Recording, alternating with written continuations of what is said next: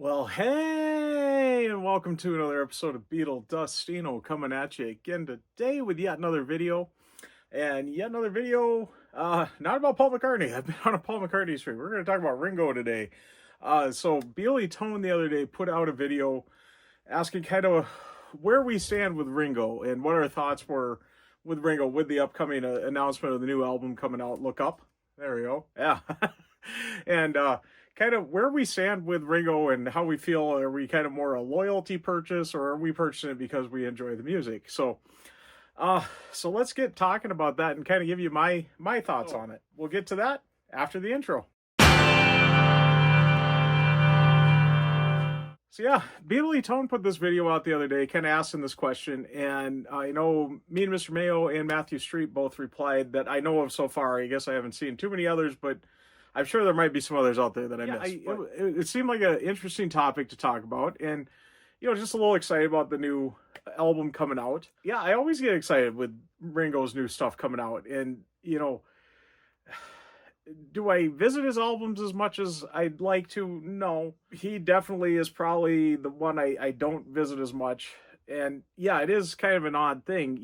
There aren't any other drummers out there that here and there, maybe an album or two, but not 20 plus albums, plus, several EPs now and several live albums and, stuff like that, like Ringo's got going. So it's a pretty rare thing for a rock musician, rock drummer to have a solo career quite like this, but it is the Beatles, right? And I mean, that is kind of what it boils down to on this. I'm not going to go too deep into what I think of each album or whatever. I really enjoy his albums when they come out, and every now and then I'll go and revisit it. Even the EPs I've really had a fun time with. I'm going to kind of go into kind of my thoughts on Ringo himself and how the Beatles community kind of perceives him, how I really perceive him, and more just him as him and being what he is, and how amazing that 84 years old, he's still putting out albums. I mean, that alone is just cool. I'm so excited whenever him or Paul got something new going, and it's just amazing that these guys that have been,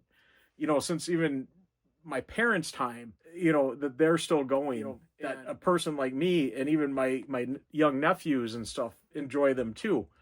That's, really cool, and what I really like about it all. And I'm kind of getting as the Beatles as a whole on this, but we're kind of just trying to talk about Ringo here. My kind of thoughts on it upsets me in the Beatles community how he gets so disrespected. Even in the Beatles community, it feels like this happens. And I know one particular time I can think of, I haven't ever done too many trivia nights or anything, but my local brewery that at the time I really frequented it quite often, they were hosting a Beatles trivia night one night. And I was like, well, if I'm going to go to a trivia night, this is my type of trivia night. Even though I'm a big Star Wars fan, I never want to get into Star Wars trivia with other Star Wars nerds.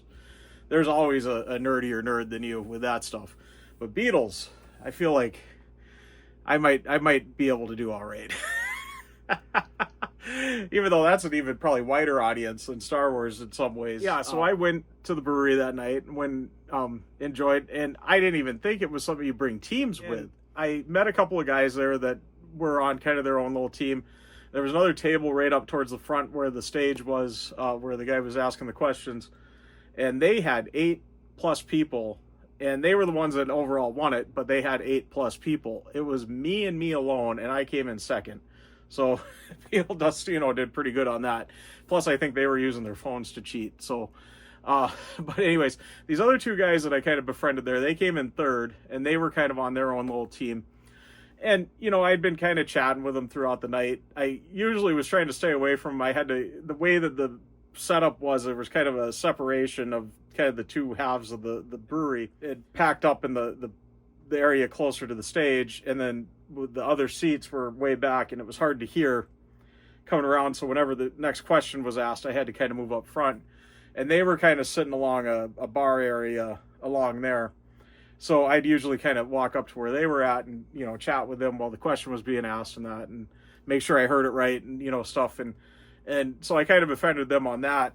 And, it was cool. A couple other guys, even younger than me, maybe about 10 years younger than me, that were all into it, and we're doing pretty well and so forth and so on. And after all was said and done, and the awards went out, and that one table obviously got all 8 of them, splitting that. And me alone, I got my nice $50 gift card to the brewery.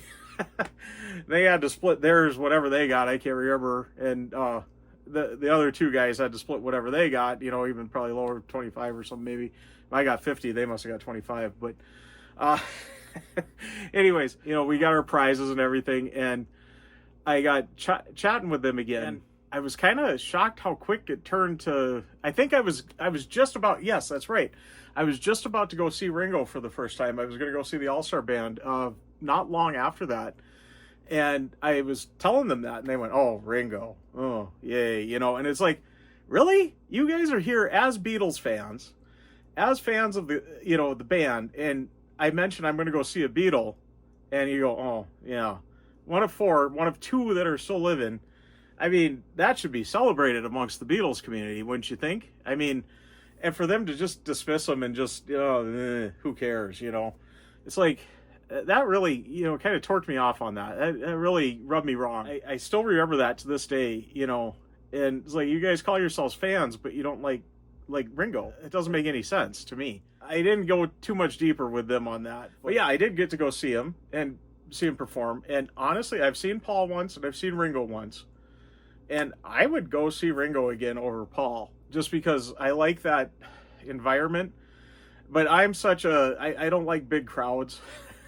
So Paul's playing the big arenas. Ringo's playing the little theaters. I like the little theater setting. Any rock concert I've ever went to that I've really enjoyed has been in a theater over an arena. ZZ Top was at a local theater here. I love that so much more than anything else I've been to. Ringo, obviously, in that one theater that I saw him at in St. Paul. Stuff like that. I enjoy the theater setting so much more than an arena. That's a whole other topic. So anyways, but yeah, that just really rubbed me wrong on that Beatles fans completely dismiss a Beatle. Like, it doesn't make sense to me. It just does not. When it comes to his albums, I really didn't start collecting, and this is true for any of them, so it's not like I just singled out Ringo. I really didn't start collecting their solo stuff until recently. And I'd always had maybe a compilation or 2. I know Ringo, I had a compilation. I think I had, there it is, this one, Photograph, the very best of Ringo. I had this one for quite a while. I had the first 2 All-Star Band ones for way back when, even when I first started collecting Beatles stuff. I got those right away from one of the music clubs, the record clubs, BMG or Columbia House. I got those right away. I never really expanded much past that with them. And that was kind of the same with Paul. I had an All the Best copy. I had Trippin' the Live Fantastic Highlights. And for the longest time, I was satisfied with that. Before I went to go see him live the first time, I got a copy of New. I got a copy of Good Evening New York City. I think that was kind of his most recent live one. I kind of thought, hey, let's hear what he's doing live now. And I got the Wingspan copy because I wanted to just hear a little more, even though it was pretty close to the All the Best one. So I really never really collected them much until recently, and I don't know what sparked it. I think it was going to Paul. I got listening to New and realizing that was so good, and then not long after, a year, 2, 3, Beatles radio came along, and I was a pretty strong listener to that when that first came out, and I would start hearing more of the deeper cuts, because at the beginning of Beatles radio they played the deeper cuts, and I would start hearing those deeper cuts, and I was going, wow, why have I not been listening to this? I love this song, this is great. And that's when I started collecting all their albums. I got really strong with Paul and Ringo were the 2 that I started with. George and John I kind of ignored right away. But they didn't have as big of a collection, I suppose. And I got the box sets. So I got the Lennon box set and the George Harrison, the Dark Horse, and the Apple Years box sets right away. Theirs I didn't, need to keep going and collecting the albums because they were all put together. Where Paul's and Ringo's you had to get album by album to get it, 20 plus, or at that time, just under 20, I guess, for both. So I really didn't start collecting his albums until recently. But, I've been slowly kind of listening to him and enjoying. Kind of another little topic I'm going to get on here, little point with that is, in the meantime here, I've got my 2 young nephews, and they're always over, and somehow I got them into the Beatles, specifically Yellow Submarine. I think I had a spare copy of the Yellow Submarine soundtrack I gave to them. I intended to give them my whole Beatles catalog, but their dad got divorced from my sister, and he took that and never gave it to them. That was intended for them, but anyways, that's a whole other topic too. But I still had that Yellow Submarine soundtrack copy that I had, and I was like, hey, you guys have this. So they got big into Yellow Submarine soundtrack, specifically Yellow Submarine. They loved my one nephew, especially. He can sing it word for word. He knows the lyrics better than me. He corrects me if I flub him up, which I flub him up far more than him. But anyways, he got big into that, and they got big into Ringo because of that, because they realized it was Ringo. You know, with the new EPs coming out every year, I'll get them a copy of the EP. They enjoy the EP. They love it. So I think that's really cool that I'm introducing them to physical media, and the fact that it's through Ringo. And they're so excited about it, and, you know, I think that's cool, but I got that moment with my nephews that I can share my love of Ringo with them, and well, my love of the Beatles, and specifically they got into Ringo because of Yellow Submarine. And I mean, yeah, that is intended for children, that song. I think it's cool though, and I to me that's a strong thing that I got a love for Ringo on that, because I got that good connection with my nephews because of it. And it's really cool because I'm bringing up another generation of Beatles fans thanks to that. So, you know, that I got them so introduced at such a young age, because they've been, you know, the one just turned like 10 or something, or 11. Yeah, great uncle I am here. But I'm the funkel, so I don't need to think about this stuff as hard. But yeah, they, you know, 8, 9, 10, 11, somewhere in there they are. So the two of them, they really enjoy it and have a fun time with it. And I have fun getting to share his new EPs with them. And I think this is going to be fun getting to share a whole new album with them. They haven't been, you know, into it as much since he stopped the albums. So this is going to be a fun time to get them a copy of Look Up and have them enjoy it.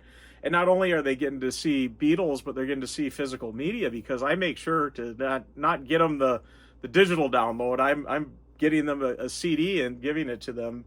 Luckily, their mom has still got a CD player in her car, so so I don't know if she's getting sick of it yet. I know she told me with the EPs it gets a little rough that she has to listen to the same 4 songs over and over again.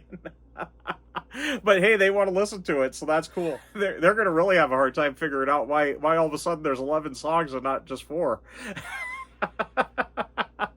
Because they've been so used to these EPs. Yeah, anyways, I've had fun with the EPs because of that. And I got to kind of keep up with it. You know, that's part of the reason why I got to listen to them as much, so that way I know what they're talking about. I don't miss up the lyrics or anything with my one nephew, and he corrects me on it. You know, Ringo has been there to kind of give me that good little fun with my nephews, you know, on that. And I think that's cool. That's kind of something I got with that. And I don't know, do I feel like I'm obligated to buy it? Like I'm just doing it out of royalty? Or loyalty, not royalty.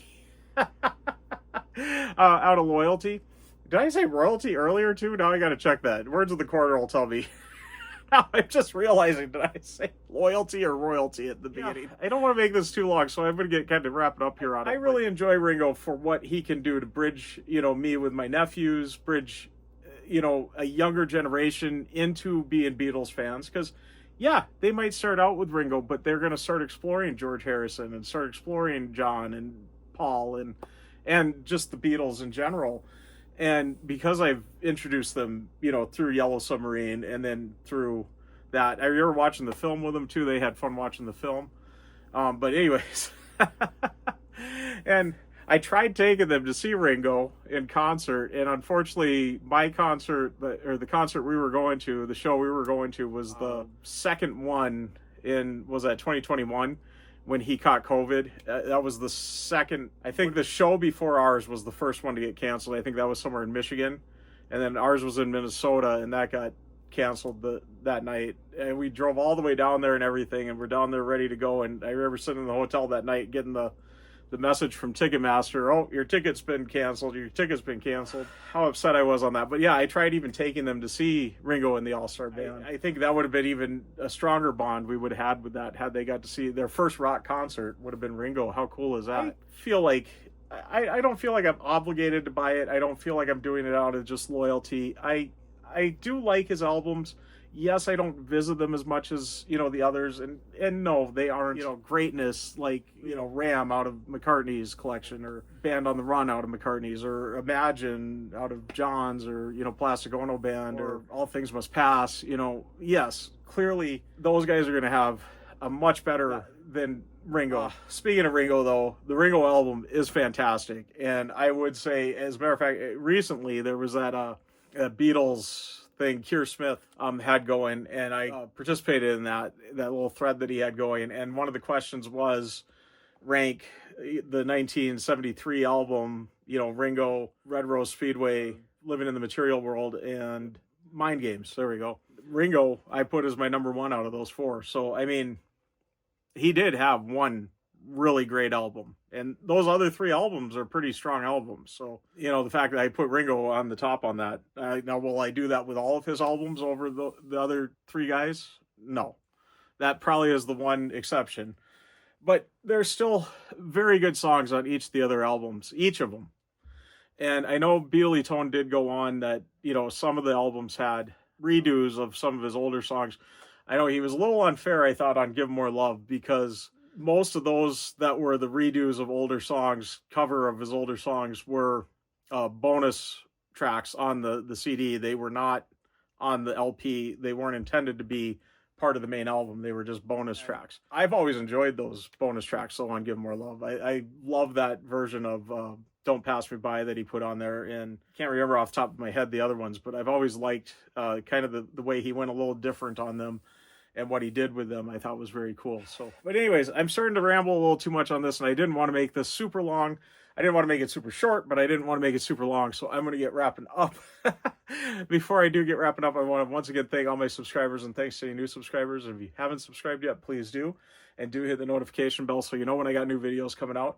Also, please give the video a like if you like it. It really does help out the channel, and like I always say, if you've stuck around to this point, you must like it, so please give it a like, and do leave a comment. I love having a discussion with everybody. Let me know your thoughts on this, and what Beatly Tone has to say. I am going to have his video linked in the description below, so please go watch that. I'll also have Matthew Streets and Mean Mr. Mayo's in there too, seeing as there's been a couple of them that I know of. So I'll have those all linked there. Go see what they say on it all too. And let me know your thoughts on it. And if you got a channel, make a video. Let's get it out there and get, a little thread going with this to respond to Beatly Tone on that. So, but anyways, before I get going too much more here, I'm going to get fully signing out. I am Beetle Dustino, signing out.